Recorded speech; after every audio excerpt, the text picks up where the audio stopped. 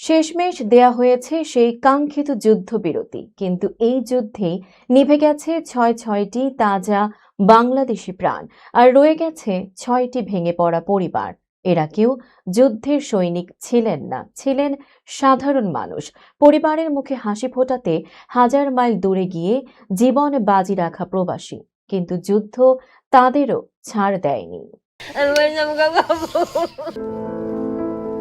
মৃত্যুর মাত্র 30 মিনিট আগেও স্ত্রীর সঙ্গে কথা বলে ছেলেদের ঈদের জামার জন্য টাকা পাঠানোর কথা বলেছিলেন টাঙ্গাইলের সখীপুরের মোশাররফ হোসেন, কিন্তু সেই প্রতিশ্রুতি আর রাখা হলো না। ফিরলেন নিথর দেহ হয়ে।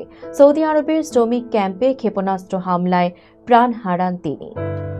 ময়মনসিংহের গফরগাঁয়ের তরুণ আব্দুল্লাহ আল মামুনও সেই দিনেরই আরেক শিকার। এক সন্তানের বাবা মামুনের স্বপ্ন ছিল সন্তানকে ভালোভাবে বড় করা, কিন্তু সৌদি আরবের শ্রমিক ক্যাম্পে ক্ষেপণাস্ত্র হামলায় আহত হওয়ার পর দীর্ঘদিন মৃত্যুর সঙ্গে লড়াই করে হার মানেন মামুন। একই ঘটনায় কিশোরগঞ্জের বাচ্চু মিয়াও প্রাণ হারান, যিনি ছিলেন 2 কন্যা সন্তানের বাবা, যার একটি সন্তান মানসিক প্রতিবন্ধী। পরিবারটির দায়িত্ব পুরোপুরি তার কাঁধেই ছিল। হঠাৎ এই মৃত্যুতে পরিবারটি এখন দিশেহারা।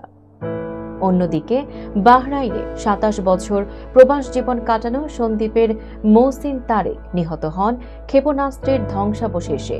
দীর্ঘ প্রবাস জীবনে ধীরে ধীরে গড়ে তুলেছিলেন পরিবারের ভবিষ্যৎ, কিন্তু এক মুহূর্তেই সব শেষ হয়ে যায়। সংযুক্ত আরব আমিরাতের আজমানে কর্মরত সালেক আহমদও একইভাবে প্রাণ হারান কাজের মাঝেই।